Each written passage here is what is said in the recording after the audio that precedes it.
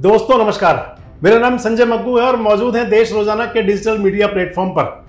आपके साथ एक बार फिर चर्चा में हूं हरियाणा की राजनीति में, और खासकर भारतीय जनता पार्टी ने जो अपने प्रत्याशी घोषित किए कल 6। पहले वीडियो में मैंने आपसे उनसे चर्चा की कि 50% चेहरे उनमें नए आ गए।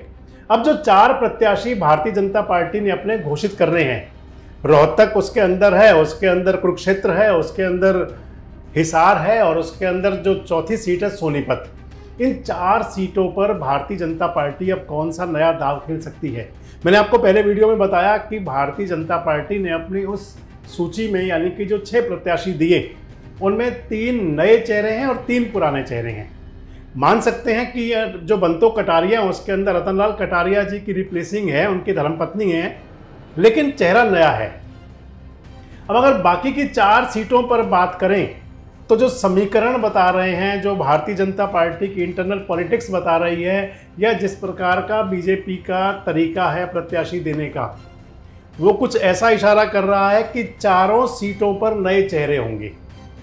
और आप मान लें तो हिसार के अंदर नया चेहरा होना लाजिम है, क्योंकि हिसार के सांसद ब्रजेंद्र सिंह थे, पार्टी छोड़कर जा चुके हैं, कांग्रेस में चले गए हैं। कुरुक्षेत्र के अंदर नया चेहरा होना लाजिम है।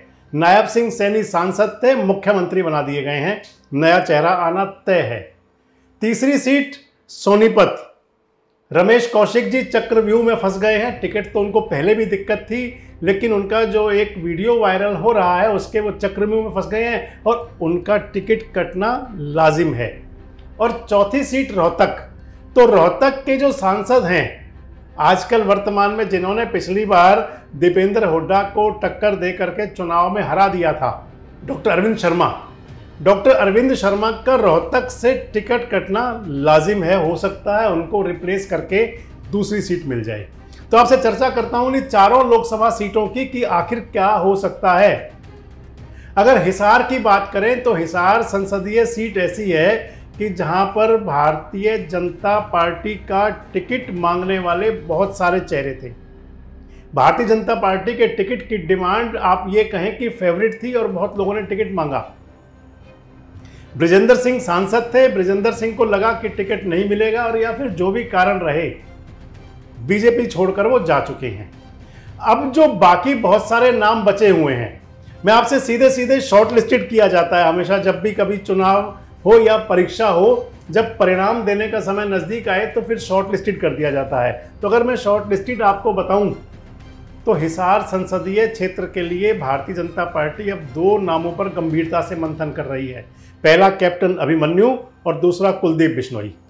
ये केवल 2 नाम ऐसे हैं जिन पर गंभीर मंथन है और जिनमें से एक किसी प्रत्याशी को टिकट दिया जा सकता है।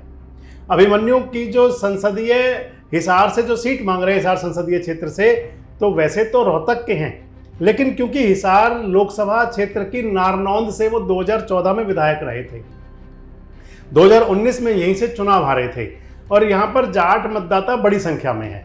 हालांकि उसके बाद जो पिछड़े वर्ग के मतदाता, बिश्नोई मतदाता, पंजाबी मतदाता, ब्राह्मण मतदाता, अग्रवाल मतदाता सभी हैं, लेकिन जो माना जाता है, यहाँ पर माना ये जाता है कि जाट मतदाता और बैकवर्ड मतदाता बड़ी संख्या में है।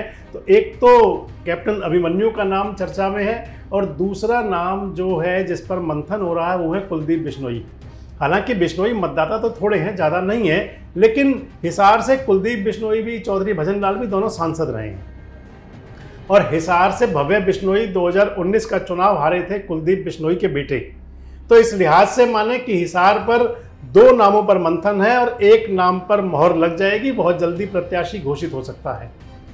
अगर अगली बात करें रोहतक लोकसभा भारतीय जनता पार्टी के लिए बिल्कुल वाटरलू की तरह है कि चुनाव किस प्रकार निकाला जाए, कैसा ऐसा समीकरण फिट हो कि जिससे कि रोहतक लोकसभा सीट निकल जाए, जिससे कि रोहतक लोकसभा सीट से भारतीय जनता पार्टी एक बार फिर 2019 दोहरा ले। एक तरफ जहां दीपेंद्र हुड्डा पूरे जोर शोर से लगे हुए हैं, दीपेंद्र हुड्डा आज बेरी में थे, और दीपेंद्र हुड्डा और भूपेंद्र हुड्डा की अस्मत का सवाल है। रोहतक राजनीतिक अगर अपनी जिंदा रखनी है तो रोहतक जीतना उनके लिए ज़रूरी है, तो वहीं कांग्रेस को हराना बीजेपी के लिए ज़रूरी है कि किसी भी प्रकार से रोहतक भी वापस कब्जा किया जाए। तो कांग्रेस से तय है हुड्डा परिवार संभावना मैक्सिमम दीपेंद्र हुड्डा की है। अगली वीडियो में आपसे चर्चा करूंगा कांग्रेस के प्रत्याशियों के बारे में भी। लेकिन फिलहाल जो मैं आपसे बात कर रहा हूं, बीजेपी के 4 चेहरे कौन से हो सकते हैं, तो रोहतक पर डॉक्टर अरविंद शर्मा पर तो संभवतः भारतीय जनता पार्टी दाव नहीं खेलने जा रही। अगर डॉक्टर अरविंद शर्मा कंसीडर होते तो फिर उनका पहली सूची में नाम आ जाता। ये जरूर है कि अरविंद शर्मा को खाली बैरंग भी ना छोड़ा जाए, शायद उनको किसी और सीट पर टिकट मिले, आपसे बात करूंगा। लेकिन रोहतक के लिए भारतीय जनता पार्टी किसी सेलिब्रिटी पर विचार कर रही है, और सेलिब्रिटी मैंने आपको पहले भी बताया कि 2 नाम हैं। बाबा बालकनाथ, जो वहाँ के महंत मस्तनाथ अखाड़ा है, विद्यापीठ है, यूनिवर्सिटी है, उसके जो कर्ता धर्ता हैं, आजकल विधायक है राजस्थान के अंदर। और दूसरा नाम है रणदीप हुड्डा।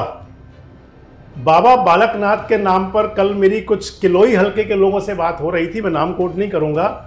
मुझे वो टेलीफोनिक बता रहे थे कि अगर बाबा बालकनाथ को बीजेपी ने टिकट दिया रोहतक लोकसभा का, तो फिर जैसे वो कौन बनेगा करोड़पति में अमिताभ बच्चन पूछते हैं ना, लॉक कर दिया जाए, तो वो लोग बता रहे थे कि लॉक कर दिया जाए रोहतक की सीट को बीजेपी के लिए। अब ये बीजेपी का अपना आंतरिक सर्वे है, कैसे करेंगे, लेकिन ये जरूर है रोहतक में बहुत मजबूत चुनाव होगा, बहुत मजबूत वाली टक्कर होगी। और भारतीय जनता पार्टी यहाँ पर 2 नामों पर गंभीरता से मंथन कर रही है, बालकनाथ और रणदीप हुड्डा। अगर आपसे कुरुक्षेत्र की बात करूं तो कुरुक्षेत्र को लेकर भी गंभीर मंथन है। मैंने आपको अपने एक वीडियो में पहले कहा था कि भारतीय जनता पार्टी हरियाणा में किसी एक सीट से किसी सिख नेता को उतारना चाहती है। मैंने आपको सिरसा के बारे में कहा था, उस समय मैंने कहा था कि बलकौर सिंह या अशोक तंवर पर ज़्यादा रहेगा, लेकिन वहाँ अशोक तंवर जी का टिकट हो गया। तो इस लिहाज से क्या कुरुक्षेत्र लोकसभा सीट हो सकती है जिस पर कोई सिख प्रत्याशी हो, जो सिख राजनीति लंबे समय से करते आ रहे हैं। मनिंदर सिंह सिरसा भारतीय जनता पार्टी के आजकल बड़े पैरोकार हैं, बड़े नेता बने हुए हैं, उनका भी नाम है। और दूसरा नाम एक बार फिर वही चल रहा है कि नवीन जिंदल। क्या नवीन जिंदल के परिवार को वापस लाया जाए, जिंदल हो या उनकी धर्मपत्नी हो, इस पर भी मंथन है। कैलाशो सैनी का नाम भी गंभीरता से है अगर बैकवर्ड प्रत्याशी दिया गया। और ध्यान रखें कि भारतीय जनता पार्टी ने अभी तक बैकवर्ड प्रत्याशी दिया नहीं है, हो सकता है कि कैलाशो सैनी भी हों। लेकिन जो फिलहाल जो नाम ज़्यादा मंथन है वो कैलाशो सैनी और मनिंदर सिंह सिरसा, और इसके साथ साथ आप मान के चलें कि एक तुरुप बैक का नवीन जिंदल को ला करके भी उतारा जाए। लॉक के कि 3 प्रत्याशी कुरुक्षेत्र के लिए चल रहे हैं। और अगर बात कर लें हम आपसे सोनीपत की, तो सोनीपत का मैंने आपको पहले बताया था, अगले वीडियो में आपसे चर्चा करूंगा उनके बारे में भी, रमेश चंद्र कौशिक जी के बारे में। लेकिन ये जरूर है कि रमेश चंद्र कौशिक को टिकट नहीं मिलने जा रहा। उनका स्थान जो रिप्लेस कर सकते हैं, उनके स्थान पर नाम तो बीच में मोहनलाल बड़ौली का भी बहुत चला, लेकिन अब वो नाम कहीं दबा हुआ सा है। अब चर्चा ये है कि क्या यानी कि डॉक्टर साहब को रोहतक से रिप्लेस करके उनको क्या चुनाव लड़वाया जा सकता है सोनीपत में, क्योंकि सोनीपत से पहली बार निर्दलीय सांसद बने थे डॉक्टर अरविंद शर्मा, आज़ाद चुनाव जीत गए थे वहाँ से। और ब्राह्मण चेहरा वापिस हो जाएगा। ब्राह्मण चेहरे को टिकट अभी तक मिला नहीं है। एक ब्राह्मण चेहरे को टिकट देना भारतीय जनता पार्टी के लिए जरूरी है। उस स्थिति में हो सकता है कि सोनीपत को वापस ब्राह्मण चेहरा दे दिया जाए, और उस स्थिति में डॉक्टर अरविंद शर्मा, और नहीं तो दूसरा नाम योगेश्वर दत्त पहलवान रेसलर हैं। और जब पिछले दिनों जब खिलाड़ियों वाला मसला था उसमें भी वो सरकार के साथ खड़े थे। इसके साथ साथ 2 बार विधानसभा का चुनाव हार चुके हैं, हो सकता है उन पर भी पार्टी दाव खेल ले। तो ये 4 सीटों पर रोहतक और हिसार के लिए 2-2 नाम, रोहतक के लिए बाबा बालकनाथ और रणदीप हुड्डा, हिसार के लिए 2 नाम कुलदीप बिश्नोई और कैप्टन अभिमन्यु, सोनीपत के लिए 2 नाम डॉक्टर अरविंद शर्मा और योगेश्वर दत्त पहलवान, तीसरा इसके अंदर मोहनलाल बड़ौली का नाम भी ले सकते हैं। और कुरुक्षेत्र के लिए 2 नाम मनिंदर सिंह सिरसा और कैलाशो सैनी, इसके अंदर तीसरा नाम नवीन जिंदल का लिया जा सकता है। आपको क्या लगता है कि हमने जो आपको बताया, क्या ऐसा कुछ हो सकता है? आपको क्या लगता है कि इन 4 सीटों पर भारतीय जनता पार्टी नए चेहरे देने जा रही है? और आपको क्या लगता है, एक मेरा वही सवाल आपसे हर बार करता हूं, कि क्या 10 की 10 सीटों पर अब की बार भी कमल खिल सकता है? कमेंट्स बॉक्स में आकर अपनी प्रतिक्रिया जरूर दें, और इस प्रकार के वीडियोस अपडेट्स के लिए हमारे साथ जुड़े रहें, देखते रहें देश रोजाना। हमारे साथ जुड़े रहने के लिए देखते रहिए देश रोजाना का YouTube चैनल। सब्सक्राइब कीजिए, साथ ही देश रोजाना की खबरें सबसे पहले देखने के लिए प्रेस कीजिए बेल आइकन।